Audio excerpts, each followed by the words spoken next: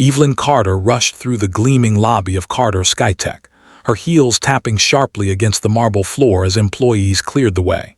She was known for her brilliance, her ambition, and her intimidating presence. That morning, she headed straight to the rooftop for a routine inspection of the new helipad her company had installed. Up there, the wind was strong, the city stretched endlessly, and a quiet janitor worked alone, sweeping dust from the concrete. His name was Daniel Brooks. He always stayed silent, always worked perfectly, and never gave her any trouble, almost invisible in the massive company. As Evelyn approached with two executives, she noticed Daniel sweeping near the helicopter. Something about his calm posture bothered her. Maybe it was because he didn't look nervous like most employees did around her. She smirked, and in a moment of arrogance, she laughed loudly. "Hey, Daniel," she said, making sure her voice carried, "if you can fly this helicopter, I'll marry you." Her team burst into loud, arrogant laughter. Daniel simply paused, looked at her for 2 seconds, then lowered his gaze and resumed his work. No anger, no embarrassment, only quiet acceptance that made Evelyn unexpectedly uncomfortable. Later that day, disaster struck. Evelyn had an urgent investor meeting in Washington, D.C., and her private pilot suddenly fell ill. She called the backup pilot, but he was stuck in Boston due to weather delays. Her investors were already at the conference center waiting, and missing the meeting could cost her a multi-million-dollar deal. Stress tightened around her chest as she stood on the rooftop, staring helplessly at the helicopter she could not fly. Her assistants scrambled for solutions, but nothing worked. Every minute she waited increased the risk of failure.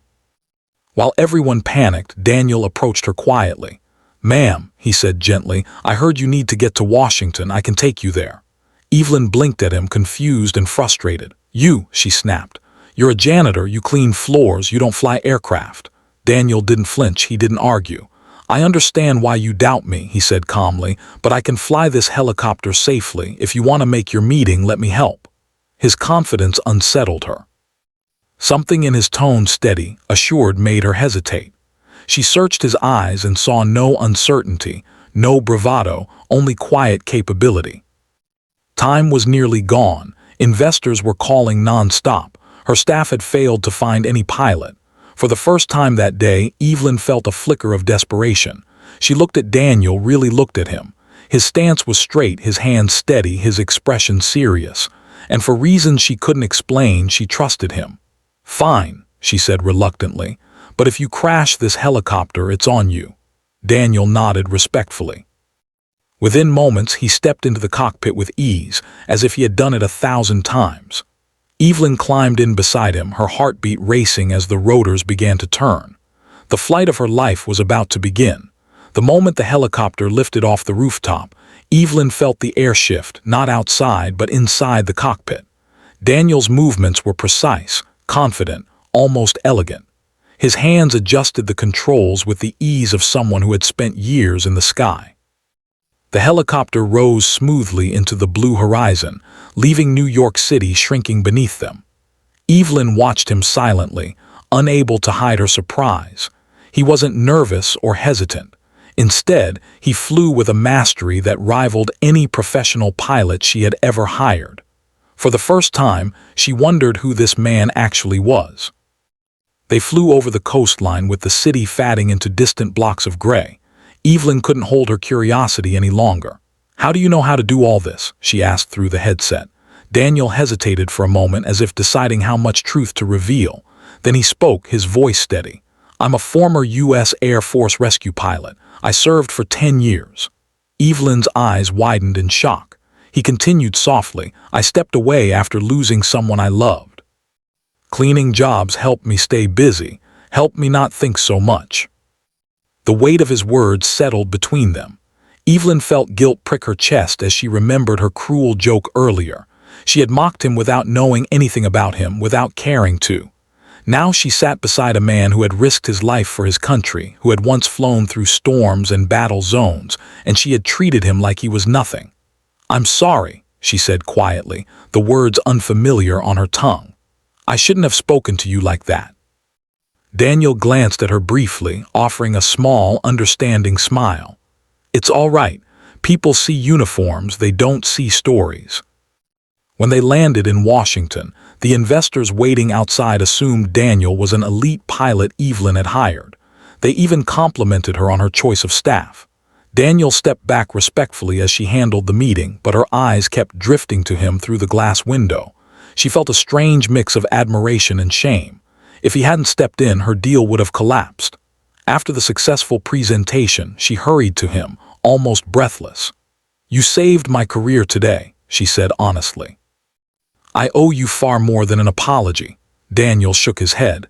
"You don't owe me anything, I just did what I could." On the flight back, the silence between them wasn't uncomfortable, it was thoughtful. Evelyn studied him with a new kind of respect. When they landed in New York again, she stepped out of the helicopter and turned to him with a nervous smile. "Remember what I said this morning?" she asked. Daniel laughed softly. "The marriage joke, don't worry, I didn't take it seriously." She took a deep breath. "Maybe I wasn't joking." Daniel froze, shocked. For the first time, he truly looked at her, not as his boss, but as a woman seeing him for who he was. And slowly he smiled, the kind of smile that carried hope, possibility, and the beginning of something neither of them expected. The days following their unexpected confession felt strangely different for both Evelyn and Daniel. The rooftop, once a silent workplace for him and a power symbol for her, seemed to carry new meaning every time they crossed paths.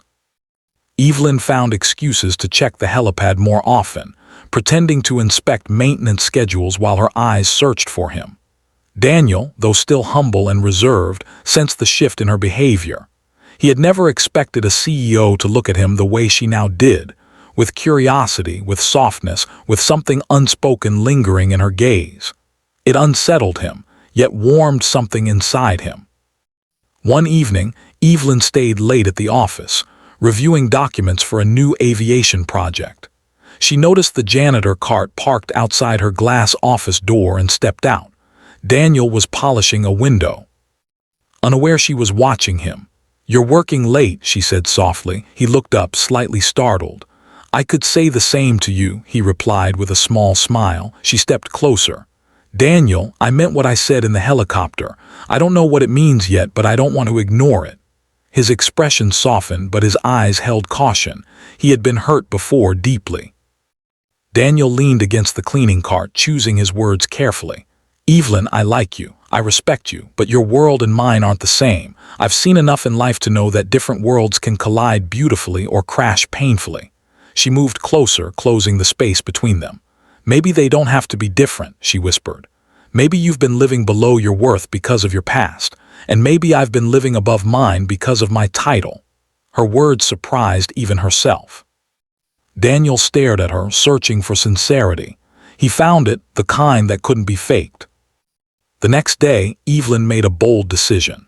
She called a company-wide meeting and announced the formation of a new aerial rescue and emergency response division within Carter Skytech. Murmurs spread across the room. Then she added, "The program will be led by someone who understands the skis better than anyone I've met, someone with real field experience and unmatched precision." Everyone waited, confused. Evelyn turned to Daniel, who stood in the back wearing his janitor uniform. "Daniel Brooks," she said proudly, "I want you to head this project." The room erupted in shock. Daniel froze, overwhelmed. Employees whispered, not understanding what Evelyn already knew, his past, his skill, his courage. After the meeting, Daniel found her in her office, his voice thick with emotion. "Why would you do this for me?" he asked. She didn't hesitate. "Because you deserve more than a broom and a quiet corner, and because I believe in you truly." He stepped closer, his heart battling fear and hope. "And what about us?" he whispered. She looked up at him with a softness few had ever seen. "Us, we'll take one step at a time."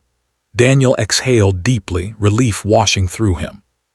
For the first time in years, he felt seen, not as a janitor, not as a broken man, but as someone worthy of a future. And standing there, Evelyn realized she wasn't just offering him a new life. She was discovering one for herself as well.